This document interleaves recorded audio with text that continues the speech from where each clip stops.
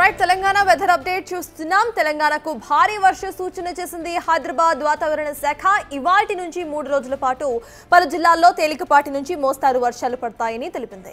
అన్ని జిల్లాల్లో కూడా గంటకు 30 నుంచి 40 కిలోమీటర్ల వేగంతో ఈదురుగాలులు వీచే అవకాశం ఉందని అన్నారు. ఇక పలు జిల్లాలకు ఎల్లో అలర్ట్స్ ని సైతం జారీ చేశారు. ఈ నెల 28 తర్వాత భారీ వర్షాలు కురుస్తాయని అంచనా వేశారు.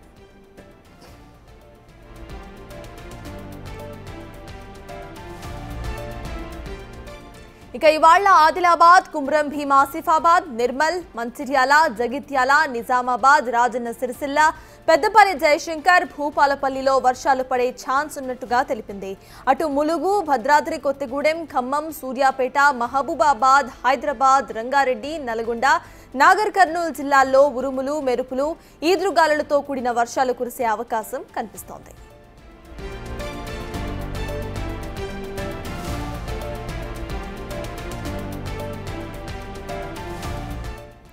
తెలంగాణ వెదర్ అప్డేట్ కు సంబంధించిన మోర్ డీటెయిల్స్ మా ప్రతినిధి అంజుమా అందిస్తారు.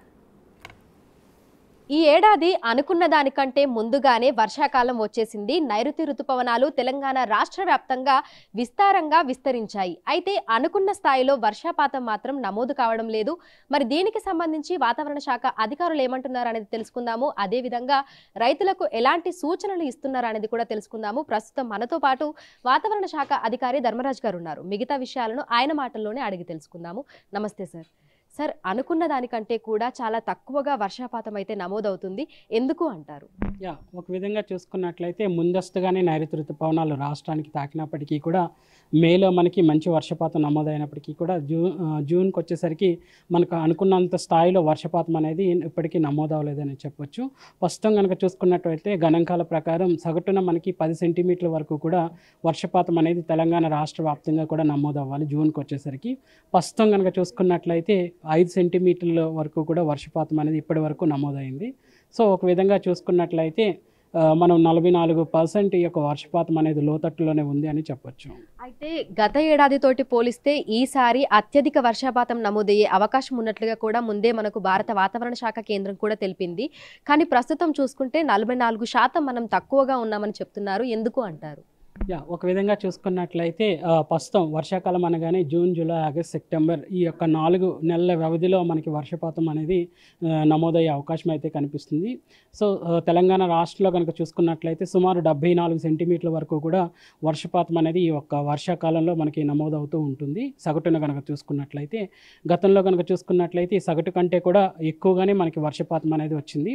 సో గత సంవత్సరం కూడా జూన్లో మనం చూసుకున్నట్లయితే వర్షపాతం అనేది ఈ నమోదైన గణాంకాలు తక్కువ ఉన్నప్పటికీ కూడా జూలై, ఆగస్టులో మనకి వర్షపాతం అనేది నెమ్మదిగా కవర్ చేసింది. సెప్టెంబర్కి వచ్చేసరికి మనకి ఎక్కువ వర్షపాతం రావడం వల్ల ఎక్సెస్ రెయిన్ఫాల్ అనేది కూడా నమోదైనటువంటి గణాంకాలు మనం చూస్తున్నాము. ఈ సంవత్సరం కూడా ఒక విధంగా జూన్లో మనకి ఇప్పటి వరకు కూడా మనకి 44% డెఫిసిట్లు ఉన్నప్పటికీ కూడా జూలైలో ఈ వర్షపాతం అనేది కవర్ అయ్యే అవకాశం అయితే కనిపిస్తుంది. అయితే ఈ ఏడాది చూసుకుంటే కాలాలన్నీ కూడా మనకు భిన్నంగా కనిపిస్తున్నాయి. అనుకున్న దానికంటే ముందే కూడా మనకి వర్షాకాలం, ఎండాకాలం ఇవన్నీ వచ్చేసాయి. సో రైతులకు కూడా ఒక విధంగా ఇబ్బంది అవుతుందని చెప్పుకోవచ్చు. ఎందుకంటే వర్షాల మీద ఆధారపడి పంటలు వేసే వాళ్ళు కూడా ఉంటారు. మరి రైతులకు ఎట్లాంటి సూచనలు జారీ చేస్తున్నారు? ముఖ్యంగా చూసుకున్నట్లయితే ఈ పంటలు కూడా ఇటు వర్షానికి బేస్ చేసుకుని పండించే పంటలు ఉంటాయి. అట్లాగే ఈ రివర్ సిస్టమ్స్ ద్వారా రివర్ వాటర్ని ఉపయోగించుకుని పండించే పంటలు కూడా ఉంటాయి. ముఖ్యంగా మన ఉత్తర తెలంగాణ జిల్లాల్లో కనుక చూసుకున్నట్లయితే ఎక్కువగా ఈ యొక్క ప్రస్తుతం కనుక చూసుకున్నట్లయితే వరి పంటలు, అలాగే చూసుకున్నట్లయితే టమాటో, అలాగే బ్రింజాల్, అలాగే చూసుకున్నట్లయితే ఇంకా చిల్లీ పంటలు అనేవి ఇక్కడ నాటుతూ ఉన్నారు. ఇంకా దక్షిణ అలాగే మధ్యస్థ జిల్లాల్లో కనుక చూసుకున్నట్లయితే ఇటు మొక్కజొన్నతో పాటు వేరుశెనగ, అలాగే చూసుకున్నట్లయితే కందులు, మినుములు, పెసలు అనేవి ఇవి పంటలు కూడా ఇక్కడ కొనసాగిస్తున్నారు. సో ప్రస్తుతం కనుక చూసుకున్నట్లయితే ఎక్కడైతే వర్షపాతం అధికంగా ఉంటుందో ఆ యొక్క జిల్లాల్లోనే మనకి వరి పంటలకి ఆస్కారం అనేది ఉంటుంది. కాబట్టి వరి పంట అనగానే ఎక్కువ వాటర్ కూడా ఎక్కువగా తీసుకుంటుంటుంది. కాబట్టి వాటర్ కన్జ్యూమింగ్ క్రాప్ కింద మనం వరి పంటను తీసుకుంటాం. కాబట్టి మనం ఈ ఉత్తర తెలంగాణ జిల్లాల్లో వరి పంటకు అనుకూలమైనటువంటి పరిస్థితులు అనేవి ఉన్నాయి. వేరే దక్షిణ తెలంగాణ కానీ ఇటు మధ్యస్థ తెలంగాణ జిల్లాల్లో మాత్రం ప్రస్తుతం కొంచెం వాటర్ తక్కువ కన్జ్యూమ్ చేసే క్రాప్స్కి వెళ్ళడం మంచిదనేసి సూచించడం జరుగుతుంది. అయితే క్రాప్ క్యాలెండర్ కూడా మనకి వాతావరణానికి అనుగుణంగా మారుస్తున్నారని మీరు గతంలో చెప్పడం జరిగింది. అయితే ఉత్తర తెలంగాణలో ఎక్కడైతే మనకు అత్యధికంగా వరి పంటనైతే వేస్తున్నారో ఆ ప్రాంతాలలో వర్షపాతం ఈ ఏడాది ఏ విధంగా నమోదయ్యే అవకాశం ఉంది అంటారు? ఒక విధంగా చూసుకున్నట్లయితే మనకున్నటువంటి లాంగ్ రేంజ్ ప్రొడక్షన్ ప్రకారం కూడా చూసుకున్నట్లయితే ప్రతి సంవత్సరం కూడా ఇటు ఉత్తర తెలంగాణ జిల్లాల్లో అధికంగా వర్షపాతం అనేది నమోదవుతూ ఉంటుంది.